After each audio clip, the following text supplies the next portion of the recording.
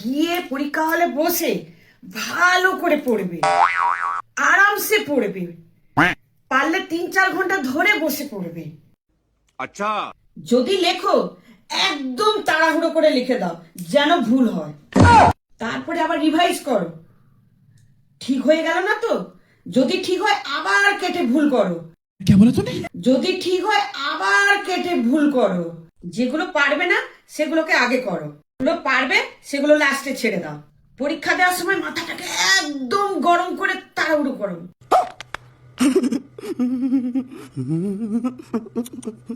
একের পর এক ভুল করে দিয়ে আসো।